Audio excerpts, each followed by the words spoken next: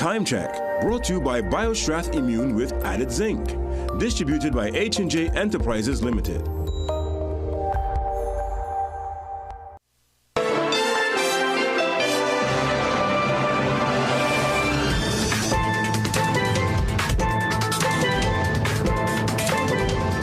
Good evening and welcome. You're watching the 7 o'clock news on CNC3. I'm Ria Ram. I'm Ryan Bachu. I'm Jovan Ravello with Sport. And I'm Sigoni Mohammed with your weather report.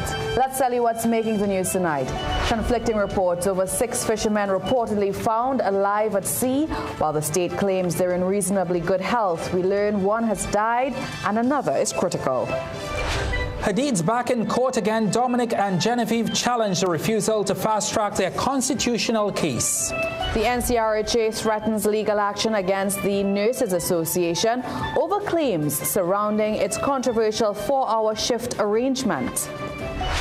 In sport, Under-19 Red Force confirms its third-place finish in West Indies Rising Stars tournament with a 7-wicket win over the Leewards.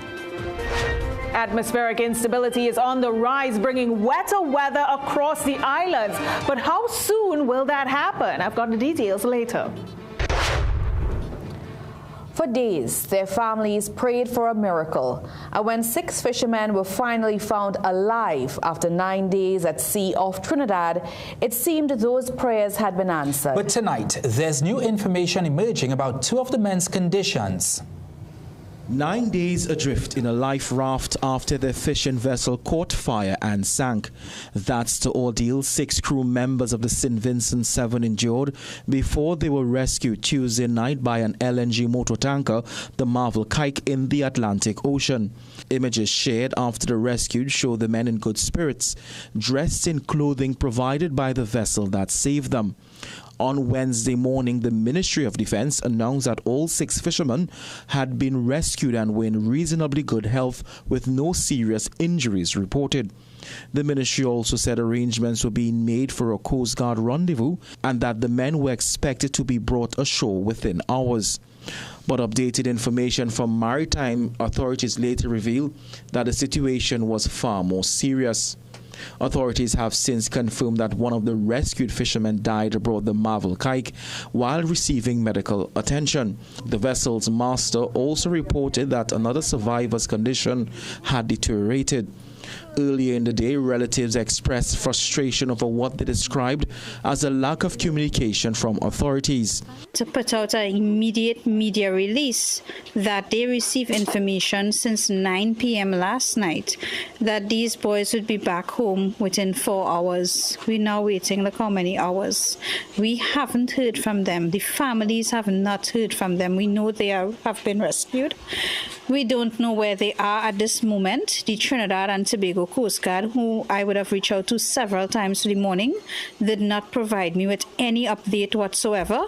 The rescued crew members were identified as 39-year-old Shannon Mohammed, 46-year-old Kevin Fortilio, 38-year-old Alex Burnley, and 65-year-old Anthony Murray, all of Trinidad and Tobago. Also aboard were 39-year-old Captain Ishra Prasad of Guyana and 55-year-old Rupert Charles of St. Vincent and the Grenadines. Fishermen and Friends of the Sea Corporate Secretary Gary Abreu described the rescue as a blessing after days of uncertainty for the families. But he said the incident exposed the major gaps in regional coordination when vessels get into trouble at sea. It highlights the critical importance of us having a synchronized regional response. There's no connection between Trinidad, Venezuela, Guyana, and Suriname, Grenada, Antigua, etc.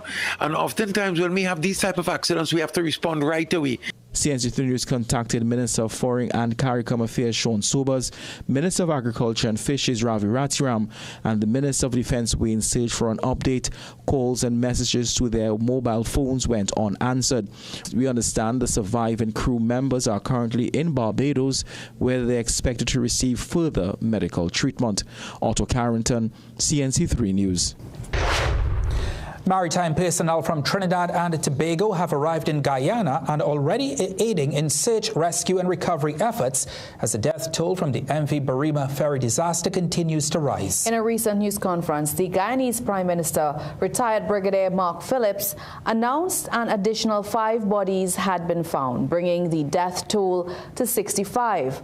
A major multi-agency and international response is currently underway with support from TNT, Brazil and French Guyana. Authorities say 19 vessels and 3 aircraft are now involved in the operations. Technical teams are working on a complex operation to reposition the sunken vessel to shallow waters. The current recovery plan involves repositioning the vessel before installing marine salvage airbags, also known as buoyancy balloons, around the wreckage to restore buoyancy. Once afloat, the vessel will be towed closer to the shoreline to facilitate further search and recovery operations. The MV Barima capsized and sank on Saturday in Guyana. Authorities are investigating claims that the vessel was overloaded with passengers and cargo. Guyana has declared 3 days of mourning in light of the tragedy, with flags being flown at half-mast.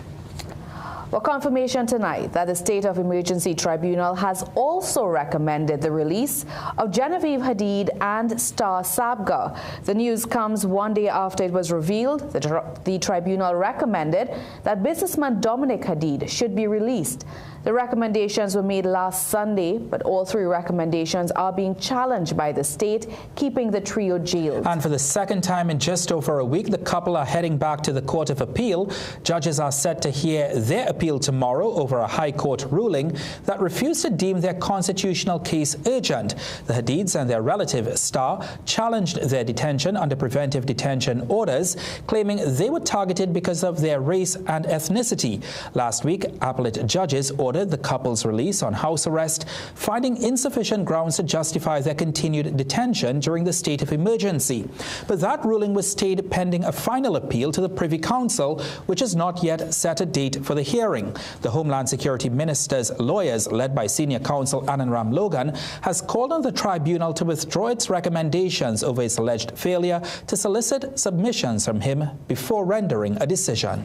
Now, this is not the first time the Homeland Security Minister has asked to review recommendations by the SOE Tribunal. Attorney Karen Ramkelawan, who represents detainee Lloyd Seeley, is already challenging a similar decision by Minister Roger Alexander after he rejected the tribunal's recommendation to release Seeley in May. Like the Hadid matter, Alexander argued he was not given the opportunity to attend the tribunal hearing or make representations before it made its recommendation. Ramkelawan has since been granted permission to seek judicial review of both Seeley's preventive detention order and the minister's decision to reject the tribunal's recommendation. On the back of those stories, we wanted to know, do you support the decision of the Homeland Security Minister to challenge the recommendation of the SOE Tribunal to release Dominic Hadid? This is what you had to tell us.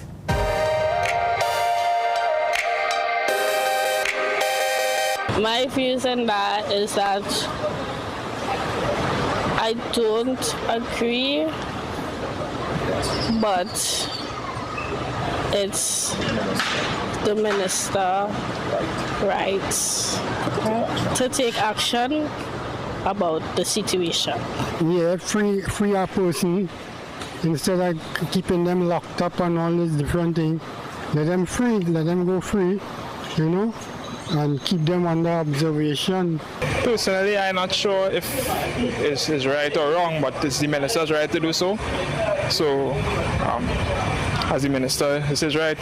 I think he should let him go because he don't have any proper evidence and stuff like that. I think we have to exercise some patience because I feel, based on when I looked and observed, that we'll have something come out of the Privy Council that may change the dynamics of how we go about doing state of emergencies. And that is just me by way of observation and from an academic perspective. I mean, he could challenge it. They also have a right to also challenge on their side of things, but it would be interesting to see how it goes. because it even reached from what I was reading, it even reached the Privy Council. So it would be interesting to hear what they had to say. Homeland Security Minister Roger Alexander says law enforcement agencies are moving swiftly to contain an emerging gang conflict in Morvar, even as the government points to a sharp decline in murders nationwide. Speaking with CNC3 News today, Alexander revealed that authorities are monitoring what he described as a gang-type situation in the Morvar policing district, where some young men have rejected peace efforts and are engaged in what they claim is a war. He says police and other law enforcement agencies will release photographs of those believed to be involved along with their associates as part of efforts to locate them and restore order. Alexander stressed that citizens should not be afraid to live or move freely in their communities because of the actions of a small number of criminals. Criminologist Dr. Randy Sipasad warned that while the state of emergency has produced reductions in murders and other violent crimes, long-term interventions are needed before emergency measures can eventually be lifted. The reality is that the state of emergency it saves lives and it reduces crime, right? So until we can really fully put other measures in place, it certainly is an option that should stay on the table for consideration. Yesterday, Prime Minister Kamla Persad-Bissessar highlighted police data showing there were 118 fewer murders between January and July 20th this year compared with the same period in 2024. She said murders fell from 331 to 213 over the period and argued that the government policies and the ongoing state of emergency have contributed to approximately 400 fewer murders during 2025 and 2026 than would have been expected based on previous trends. Another escaped illegal immigrant has been recaptured, bringing the total number of detainees rearrested to 7. Police say 7 others remain on the run after 14 Venezuelan nationals escaped from the Immigration Detention Center in Aripo on July 18th. Investigators say the group overpowered officers who were responding to a fire in one of the male housing units. Police Public Information Officer ASP Obi Russell says the nationwide hunt has intensified, with officers focusing on illegal ports of entry, forested areas, and communities with large Venezuelan populations. Acting on intelligence, police went to Hilda Street in Aruca yesterday afternoon, where they found fugitive Edison Martin Alcala La Rosa hiding in a galvanized structure just off the roadway. He was taken back into custody without incident. Police are urging the public to stay alert and report any sightings of the remaining escapees immediately. Well, still to come in the news, NPOP's workers awaiting outstanding pay, a promise that the administrative problem will be fixed by the end of the week. After fire, floods and tragedy, one family's fight to give their daughter a brighter future may finally get help from TN Tech. Coming up is sport. Ahead of its start tomorrow, we examine the past, present and future of Trinidad and Tobago at the Commonwealth Games.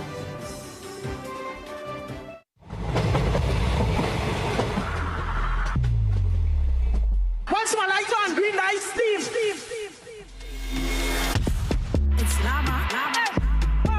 Nice steam. Nice steam. Nice steam. Nice steam. Happy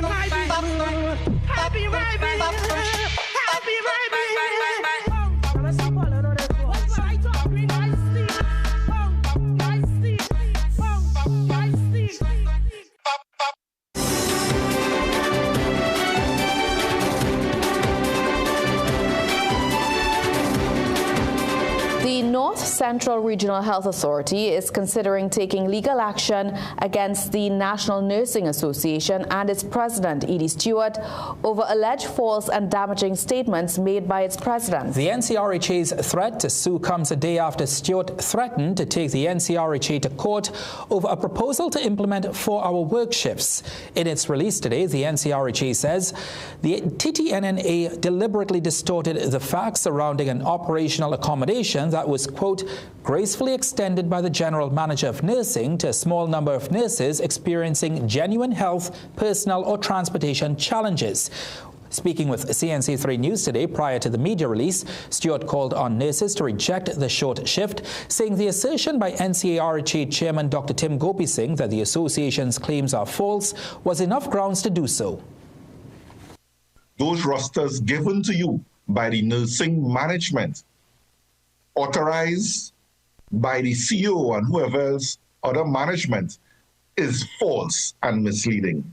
So we are indeed thankful that the chairman has come out and cleared the air. So now our members would be much more at ease to tell their supervisors that they would not be working those 4 hours that they have been rostered to.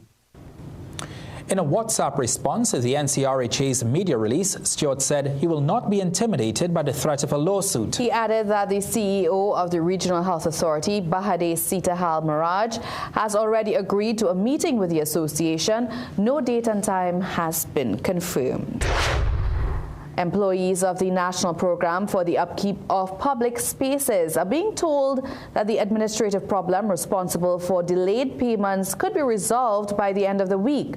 The assurance came from Rural Development and Local Government Minister Khadija Amin during a donation of disaster relief supplies from the Church of Jesus Christ of Latter-day Saints.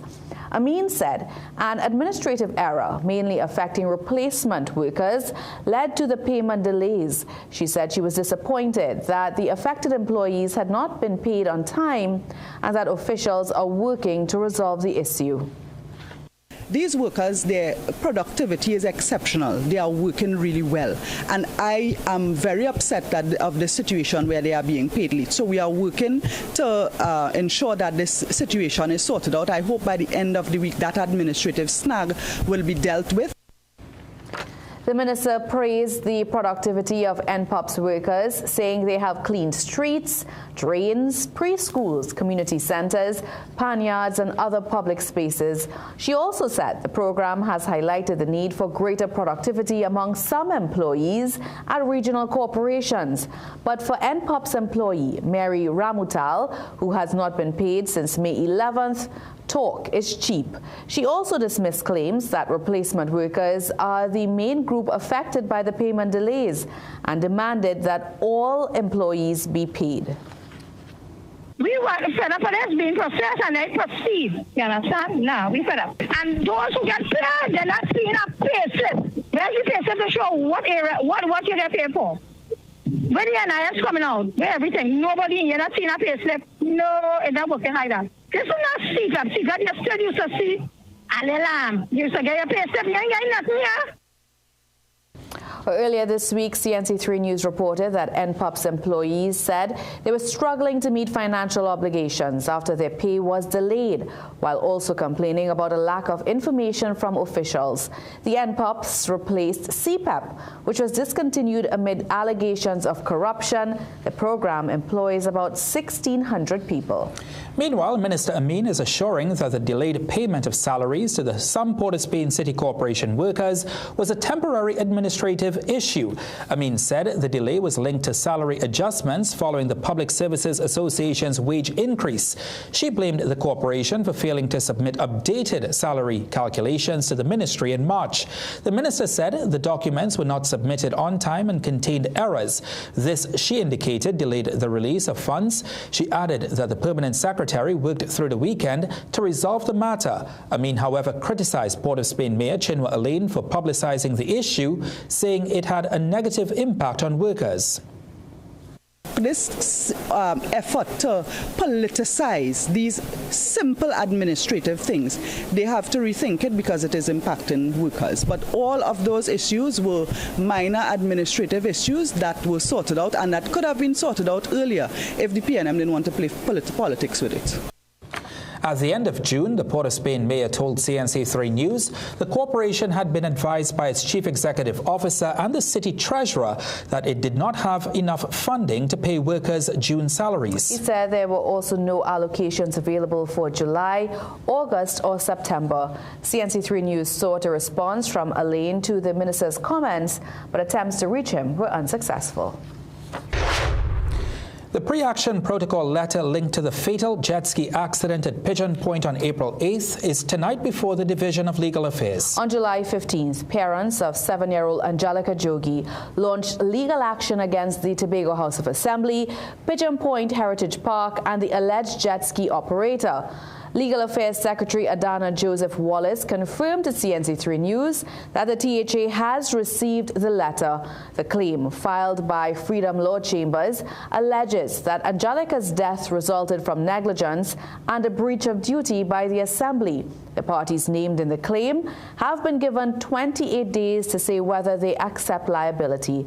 CNC3 News also reached out to Pigeon Point Heritage Park for comment on the lawsuit, but up to news time, there's been no response. Small businesses are often the first to feel the pulse of the economy, and in Chaguanas, many say that pulse is weakening. Andrea Perez-Sobers and cameraman Gary Vincent spoke to several business owners across the borough. And while some are holding their own, many say higher costs and cautious spending are making survival an everyday battle. The signs are open, the customers are still coming through the doors, but many small business owners in Chaguanas say they are selling less, paying more, and wondering when things will improve.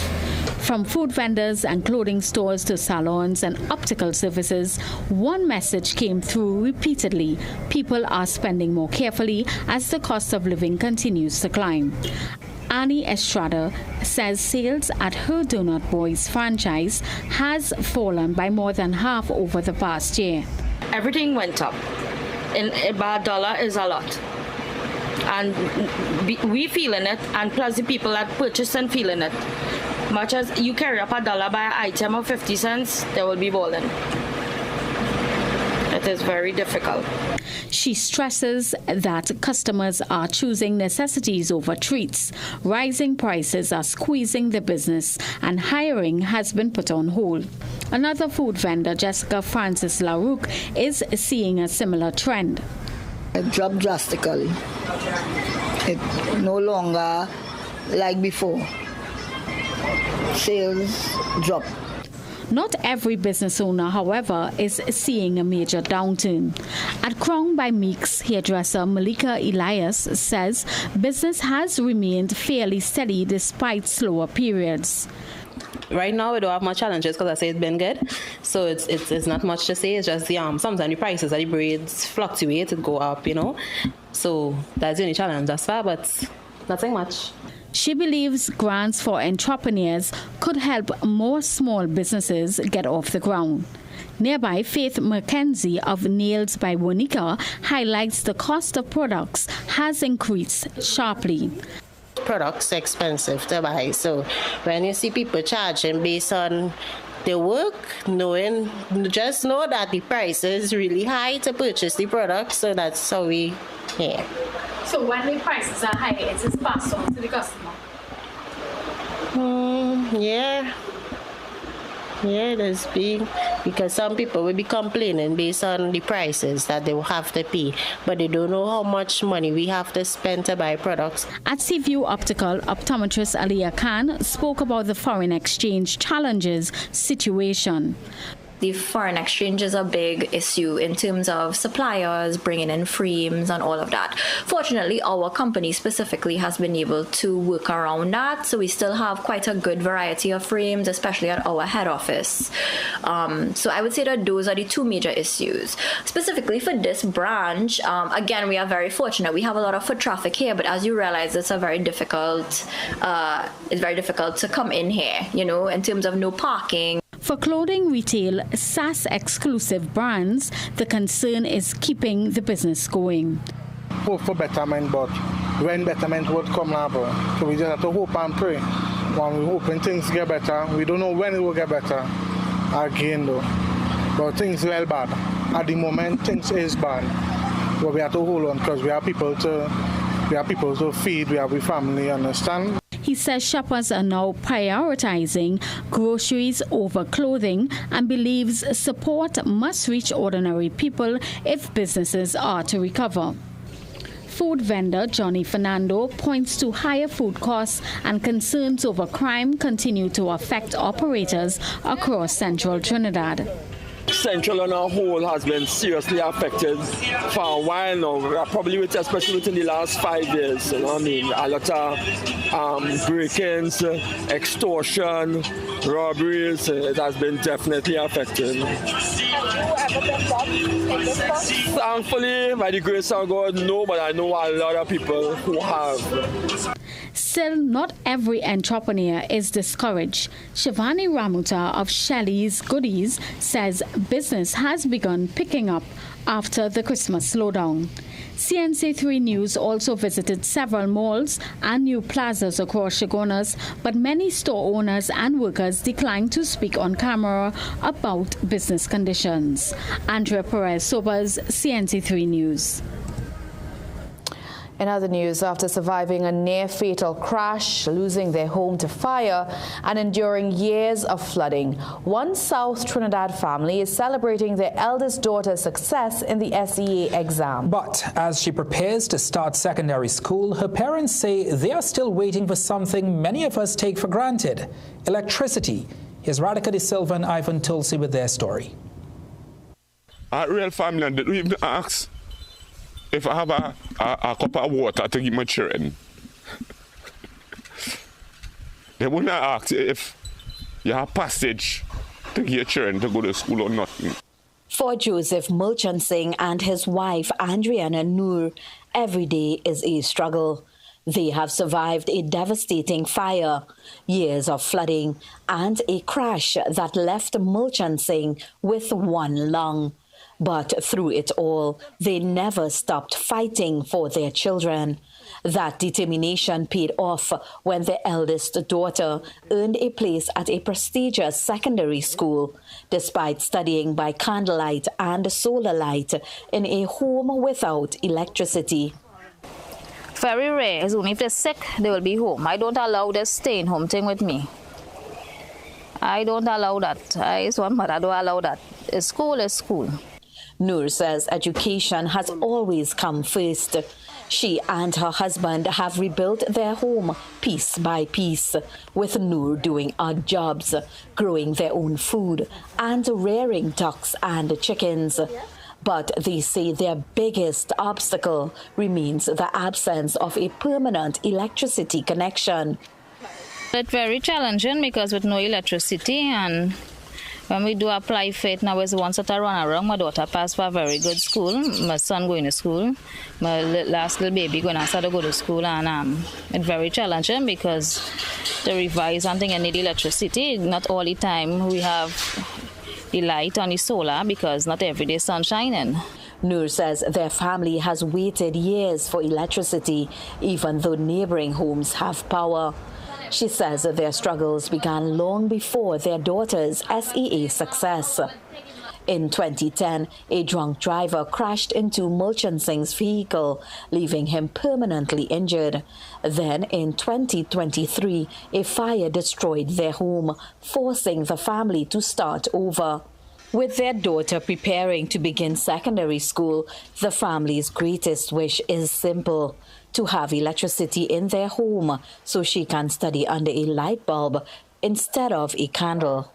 CNC3 News contacted a senior TNTech official who said assistance will be provided. Anyone wishing to help the family complete their home or support their children can contact Andriana Noor at 376-3159 or make a donation to the numbers on your screen. Radhika De Silva, CNC3 News. Certainly hope that they get that help that they need, Ria, because this child is destined for great things. Definitely deserving. Yeah, let's take a look at what's still to come in the news tonight. As flood fears mount, Caroni and St. Helena residents brace for the worst as the rains approach. Still ahead, the atmosphere is becoming more unstable. I'll explain what that means for your day at the beach tomorrow. Hey, man. Where are you? Okay. He said 5 minutes. Anyone want dessert? Maybe he's stuck at the office? Surprise! Not yet, Carl. Bro, I'm I'm literally at the altar right now. Relax. I'm almost there. We're like the friend who isn't always late. You have the rings. CG United. Good like that. Breaking news. Something serious is sweeping the nation. Get seriously supersized savings on textiles, home goods, and much more in Jimmy Abboud's Super Serious July Sale. Shop now at Jimmy Abboud in Barataria and Port of Spain. Textbooks, screens, late nights. Your eyes work hard through every class, exam, project, and deadline. Ferrara Optical has eyewear specifically designed to reduce eye strain so nothing holds your learning back. For a limited time, youth get a free frame with lenses from just $495. Scholars get frame and lenses starting at only $750. And lifelong learners save up to 30% off your purchase of advanced lenses like Eisen and Transitions. Less strain, more focus. Your vision without limits. Visit Ferrara Optical in store today. This promotion is NLCB approved.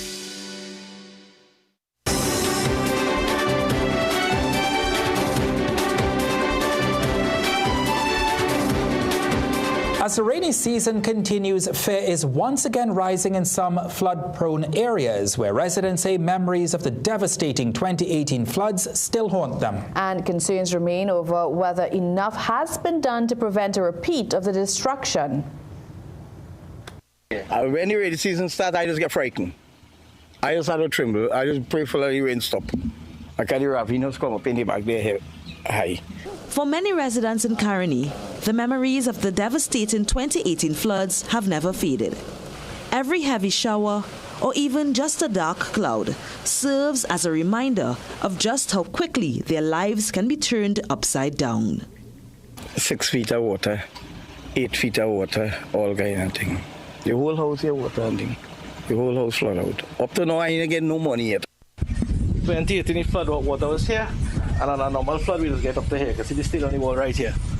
Yeah. The steel still there? The steel still here. You can see it. I think I got my plastic chair. With another rainy season here, flood victims are once again preparing for the possibility of rising floodwaters.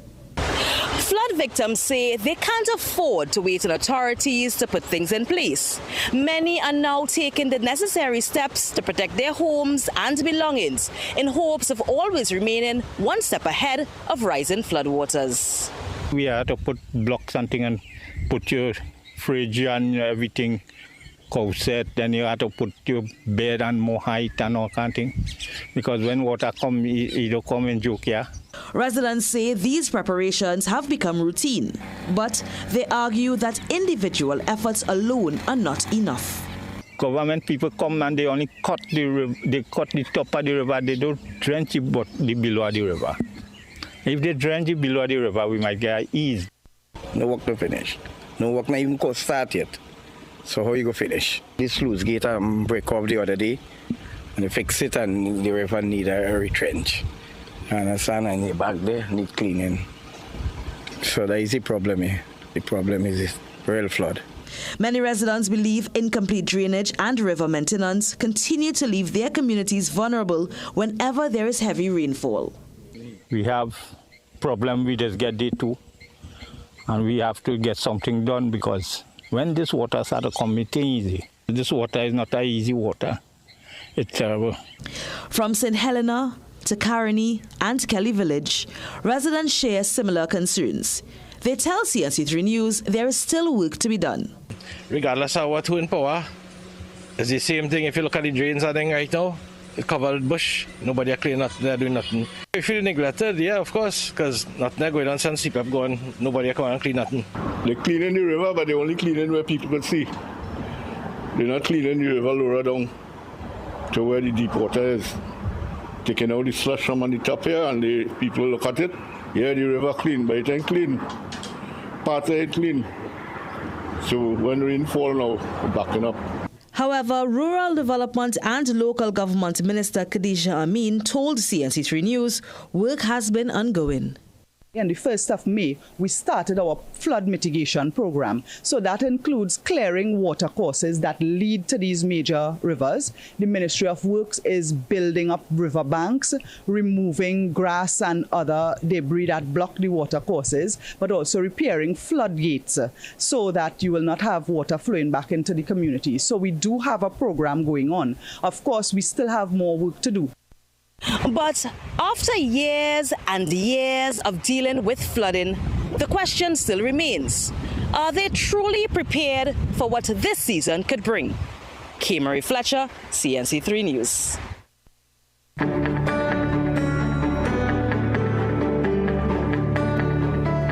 We just saw there residents of Carney, St. Helena, Kelly Village concerned about, the possibility of flooding. Of course, that always comes whenever rain falls. Tigoni, what's in the forecast for those people, especially across South Trinidad? Well, we do have some rain shower activity that's happening right now in the southern portion of the island, but into the forecast overnight into tomorrow, that rain is going to migrate northward and even impact some of the areas that we would have seen there. How much rain they get, though, is the question, because that is what we really never know, the impacts and the intensity of it, but we will see showers this evening. So let's take a look at that forecast right now, because if you're in South and Central Trinidad, it's been raining over the last few hours, and we continue to see moisture and instability increasing into the forecast tonight.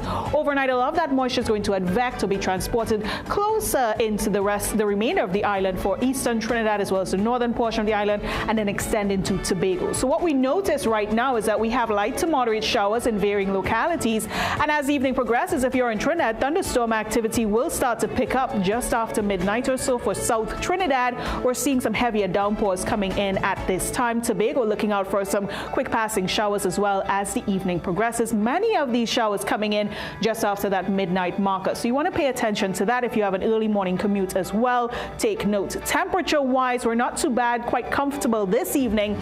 But into tomorrow's forecast, this is where we're starting to see a lot of changes in the atmosphere. So right now, we know we have Saharan dust haze still very much present in the Atlantic. Closer to where we are, it's still mixing in. The intensity not as strong because we have that moisture at play, but we will continue to see that dull, gloomy look mixing in with some rain shower activity. Not to mention that we also have Tropical Storm Bertha, and this one made landfall over Louisiana earlier today. It is forecast to move again and make a second landfall in Texas. So if you have travel plans toward the United States, take note where that system is concerned, our second named tropical storm of the year.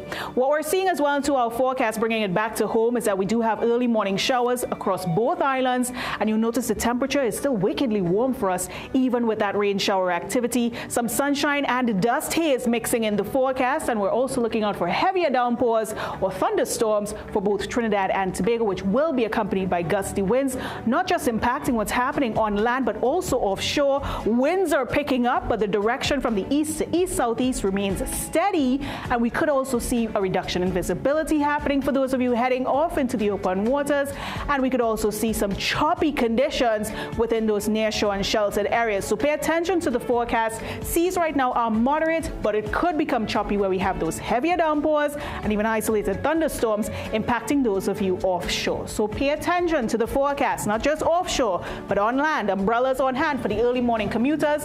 And throughout the day, when you're commuting and conducting your business, be sure to look out for rising water levels in and around wherever you are. We could see some localized street flooding there.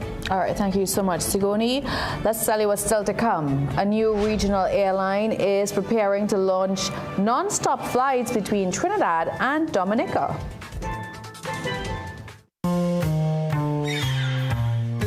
Things don't always go as expected. Be ready with TRINRE for auto, home, business and group life. Call us at 800 TRIN or visit trinre.com today. Huge insurance premium. Pay your premiums bit by bit with FlexiPay from TRINRE. For more manageable auto, home and commercial insurance payments, call us at 800 TRIN or visit trinre.com today. TRINRE. Premier insurance coverage for less.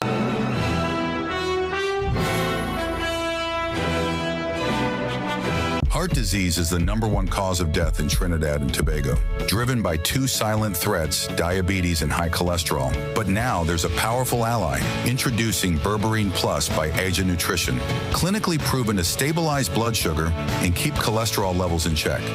With 99.9% pure extract, you get superior absorption and real results. Available now at Pennywise and leading pharmacies nationwide. Berberine Plus. Your heart deserves better.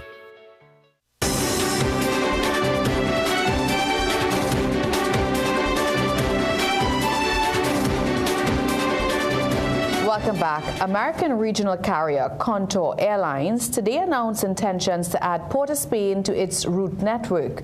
In a media release, the airline says it will offer non-stop service between Trinidad and Dominica twice weekly from October 5th. Contour is also introducing one-stop same-plane service between San Juan, Puerto Rico and St. Thomas to Trinidad via Dominica. The airline will use its 30-seater regional jets on the route. The move comes as local carrier Caribbean Airlines pulls out of several regional markets. In announcing the decision to end service to Dominica in Parliament, Caribbean Airlines' line minister Eli Zachary cited losses of almost $1 million as of April 2026 in that market alone. In a world where investment is increasingly flowing into data centers and other large-scale infrastructure with significant environmental footprints, the CAF Development Bank is taking a different approach. It's launching a new impact investment fund aimed at financing major biodiversity and sustainable development projects across Latin America and the Caribbean. Kijan Haynes was at the launch and brings us this report. The big talking point everywhere is AI data centers. I got a chance to talk to Forrest Heath.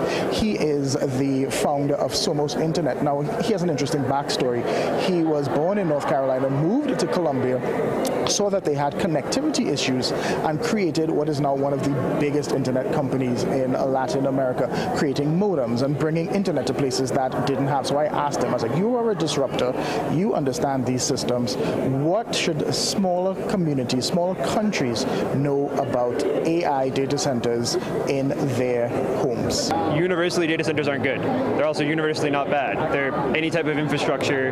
There's pros and cons. There's real detailed thoughts, and for a place like you guys, it's like thinking through what is the actual benefit we're getting from this, and it could simply just be that it's catalyzing a bunch of investment in energy infrastructure that is a net good thing for the country, right? And I think it's all balancing what it is, what it's doing, and what benefit it's creating. And as with any complicated piece of infrastructure, there's trade-offs, there's things to consider. And that's right, and that was his takeaway. It's not all good, but it's also not all bad.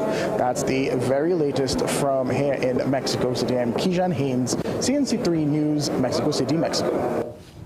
All right, thank you very much, Kijan, for your reporting across in Mexico City. Well, if your day doesn't start until you've had a cup of coffee, there's some encouraging news for you, Rhea. Are you throwing that for me? Yes. Well, the American Heart Association says drinking coffee in moderation may do more than give you an energy boost. It could also benefit your heart. Here's more in tonight's Wellness Report. Wellness Wednesday, brought to you by BioStrath. Get what you need naturally. If this is how you start your morning, new research says your daily coffee habit may be doing more than just waking you up. A new scientific statement from the American Heart Association says drinking up to 5 cups of coffee a day is safe for most adults. The review found that people who drink coffee regularly may have a lower risk of type 2 diabetes, stroke, and heart failure.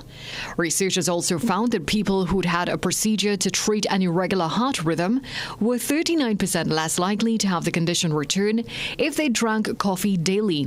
Regular coffee drinkers also had a 20% to 30% lower risk of developing type 2 diabetes. But before you pour another cup, How you brew your coffee matters.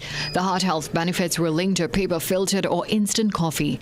Unfiltered options, including French press, espresso, and Turkish coffee, contain a natural compound called caffestrol, which can raise LDL or bad cholesterol. The association also draws a clear line between coffee and energy drinks. It says high caffeine energy drinks, shots, and caffeine pills can cause sharp spikes in blood pressure, trigger dangerous heart rhythms, and in some cases, even a cardiac arrest. There's another factor to consider: your genes. Some people break down caffeine quickly, while others process it more slowly. Now, that means the same amount of coffee could leave one person feeling fine, while another may experience jitters, high blood pressure, or trouble sleeping. The bottom line: enjoy your coffee in moderation, but don't start drinking it just for the possible health benefits. And if you have heart disease or other cardiovascular risk factors, experts say talk to your doctor about how much caffeine is right for you. Pavita Gopal-Chan, CNC3 News. Wellness Wednesday, brought to you by BioStrath. Get what you need naturally. Well, that's good news for me, Ryan. Do you drink coffee? I'm not a coffee person. I'm more of a tea person. Oh, I love coffee. I heart coffee. I know you have a cup of coffee just before news. Yes, I do, every day. All right, speaking about coffee, it's now time for sport with Jovan. The West Indies seem to have their coffee today, Jovan. They won the final ODI. Yeah, Ryan, and though it may be a case of too little too late, the Windies brewed up a 2-wicket win in the final New Zealand ODI at Kensington Oval. And Carifta 2027 is still searching for a host nation after another prospective territory withdraws. Sport is up next. Nature's Ways Alive Kids Gummies are multivitamin gummies meant to support the development of children's bodies, like their bones, muscles, joints, brain, heart, and also their immune health. Choose Alive Kids Gummies by Nature's Way because they deserve it. The best eyewear this summer is at Seaview Optical. Buy one complete clear single vision glasses for $499. Get the second pair free. Or get progressive transitions with designer frames for only $1,399. The best in luxury eyewear, all exclusively available at Seaview Optical.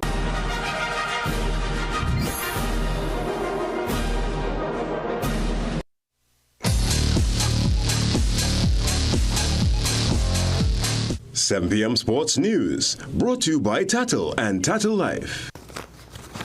Welcome back. The Under-19 Red Force defeated their peers from the Leeward Islands by 7 wickets to finish third in the Cricket West Indies Rising Stars tournament today. Ian Mason explains how Ronaldo Fornelier's 4-wicket burst set up the victory in Bethesda, Antigua. Fresh from their defeat to TNT on Monday, the Leewards were hoping for a better result at Bethesda with third place at stake. They got a decent start of 33 before they lost on his Francis for a top score of 22. Eric Richards scored 19 and played his part with this 6 off Daniel Holder. But the Glenora fast bowler got his revenge. The very next ball, a good catch by Christian Lal. Then came a 13-ball spell which all but demolished the Leewards' order. Colonel Tilakani in the 10th over gone for 4. And Matthew Miller for 2. 3 runs apart, Ronaldo Fornelier with his tail up, 48 for 4. Then in the next over, Darren Danraj with a spin accounting for Amari Jones without score. And LaShawn Bergen for another duck. Back-to-back balls, 49 for 6. 3 runs later, Jaquan Athanaze for 3, courtesy a stunning catch from Cristiano Ramanan. Fornelier, the bowler again, 5 wickets for 5 runs and 13 balls of terror. Jayton Edwards tried to fight at the back end of the innings, but his knock of 9 ended with a score on 63 for 8. Rondre Daniel was 9th out with 78 runs on the board. And last man out, Lyth Bowen, was gone for 13 as the Leewards were bowled out for 88 in 26 overs and 5 balls. TNT lost Christian Lal for 2 at 9 for 1. And at 22 for 2, Levi Ghani was out for 8. Ethan Ramcharan and Brendan Budu put on 26 for the 3rd wicket. They were batting seamlessly and looked like taking the innings to its conclusion until Ramcharan gave his hand away for 10. After that, it was the Brendan Budu show. The Presentation College San Fernando student showed his class, going through the innings with the elegance with which his output has been marked all season. He finished on 49 not out as the Junior Red Force ended on 18-9 for 3 in 15 overs and 1 ball to win by 7 wickets and claim 3rd. Ian Wason, CNC3 Sport. In Barbados, the Guyanese duo of Shafane Rutherford and man of the match Shimron Hetmyer both hit half-centuries as the West Indies beat New Zealand by 2 wickets in their final one-day international at the Kensington Oval. Again, here's Ian Wason with the highlights. Tobago is approaching a century of participation in the Commonwealth Games to be hosted this year in Glasgow, Scotland. This time around, TNT's 35 athletes will compete in 6 disciplines. Here's a look back at how we've done in the previous 19 editions and a reintroduction of the 2026 contingent. Trinidad and Tobago began its history at the Commonwealth Games while still a British colony in 1934, but did not medal at the Showcase of Nations under British rule until 3 editions later at Vancouver 1954. TNT's best performance ever in its 92-year history of competing at the Games came in 1966, the second time it competed as an independent nation. At those Games in Kingston, TNT won 9 medals, 5 gold, 2 silver and 2 bronze. In all, this country has claimed 61 medals over 19 editions. There have been 13 champions produced throughout that time, starting with 1954 100-yard gold medalist Mike Agostini, who won in a Games record of 9.60 seconds. It was a double triumph for the young nation when featherweight weightlifter Rodney Wilkes won gold in his event to put out Twin Island on top the rostrum. Most recently, those champions include Michel Liai, 100 meters champion at the 2018 Gold Coast Games, Dream Richards, back-to-back 200 meters champion at the 2018 and 2022 Games, and the 2022 4x400 relay champion alongside Dwight St. Hilaire, Asa Guevara and Marshall Cedenio. 2022 Keirin champion Nicholas Paul ended the 60-year wait for a cycling medal. The last gold on the cycling track came after Roger Gibbons lit up the velodrome on his way to a sprint and 1 km time trial double at the 66 Games. Last time out, TNT brought home 6 medals, 3 gold, 2 silver and 1 bronze. This year, a 60-member contingent has been selected. The athletics team features Richards, i.e. Olympic and world champion Keyshawn Walcott, and also includes 4-time national sprint double champion Leah Bertrand, alongside medal prospects Eric Harrison Jr., Shanika Bascom, Jaden Marchand and Janady Gans. Olympian heavyweight Nigel Paul is part of a 3-member boxing team, which also includes Anthony Joseph and Jeremiah Thomas. Another Olympian, Gabriella Wood, is part of the 2-member judo team alongside Jelani Boyce. Nicholas Paul returns to defend his Keirin title. He's also part of the team sprint together with Jasain Phillip and Zion Pulido. Endurance rider Jadian Neves has the toughest program of the 4. TNT will also be represented in artistic gymnastics for the first time, with Chain Combermack flying the flag on the mat. There's a mix of youth and experience on the court in the netball competition. Chanel Young is the head of delegation. Best of luck to them. Now, the 2027 Carifta Games is still searching for a home, while Barbados continues its celebration of Sir Gary's life. Tonight, in sport round the region.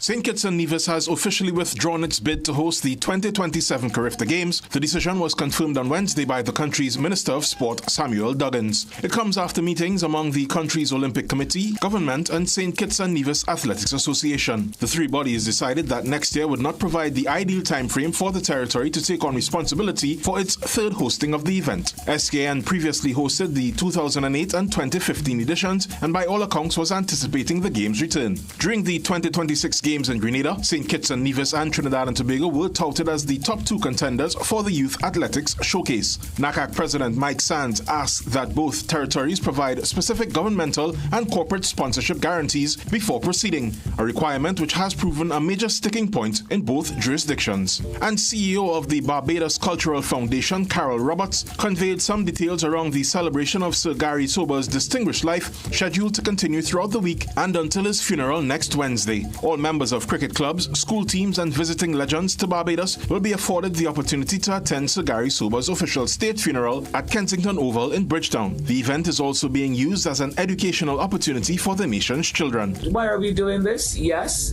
as part of our commemorative activities, but also in tribute to a man who just loved people. The Barbados Police Service Band and a mass choir will provide the musical accompaniment at Wednesday's state funeral, which will be streamed live online and in public spaces throughout Barbados on large screens. During last evening's final ODI versus New Zealand, Cricket West Indies continued its tributes to Sir Gary, with one of his golf buddies, Dennis Foster, peeling back yet another layer of the Windies legend.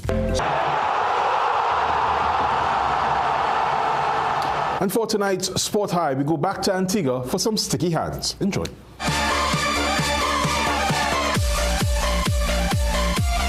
Everyone knows that catches win matches, and it's even better when the grab has some degree of difficulty. The Junior Red Force was clinical in the field with safe and acrobatic catches as they dispatched the leewards today. But one that stood out was this beauty from wicketkeeper Cristiano Ramaman in front slip. Blink and you'll miss it. So for that stupendous catch, Cristiano, you dive into tonight's CNC3 Sport High.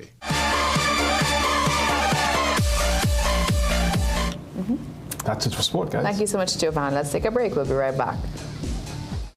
Come to Jimmy Boo Super Serious July Sale for seriously super-sized saving. Get the year's biggest savings yet on textile, curtains, home goods, and much more. Seriously, shop the Super Serious July Sale today at Jimmy Boo in Barataria and Port of Spain. Here's a look at tonight's regional roundup. Jamaica is launching a new $36 million initiative to build safer, stronger neighborhoods. The CREATE project will renovate 4 community facilities across the island, using smart environmental design to help curb crime, empower young persons, and offer vital skills training. Backed by the U.S. State Department National Security Minister, Dr. Horace Chang, delivers the keynote address this Friday. The first shipment of U.S. aid packages has arrived in Cuba. The $70 million shipment, part of a $100 million U.S. aid package, is designed to bypass the Cuban government, with items delivered directly to citizens through local Catholic groups. The historic effort aims to provide direct aid to the island's residents, while the U.S. maintains a strict economic pressure on Havana. Angelo Jetediah, CNC3 News. Let's take another short break. Stay with us right here on CNC3. The ExxonMobil Guyana Global Super League is back. From the breathtaking landscapes of Guyana, 5 elite teams gather for cricket's greatest global showdown. The Guyana Amazon Warriors, Lahore Kalandars, Desert Vipers, Perth Scorchers 11 and the San Francisco Unicorns. 5 teams, 12 matches, $1 million on the line. From July 23rd to August 1st, don't miss the ExxonMobil Guyana Global Super League, where champions are made.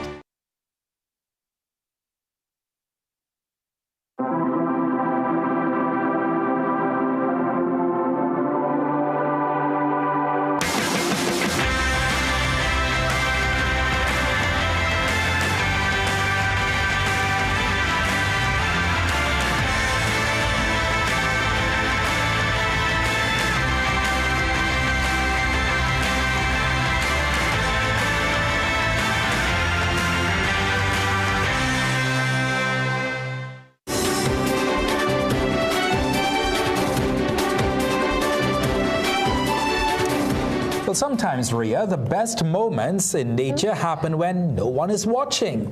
In tonight's Photo of the Week segment, Guardian Media's photographer Abraham Diaz captures this peaceful scene at Orange Grove Estate in Tacarigua, where a pair of neotropical wood turtles, better known locally as moracois, paused together on a fallen log above a quiet pond. The image is a reminder that even in busy communities, wildlife continues to thrive in the spaces, Ria, we often overlook.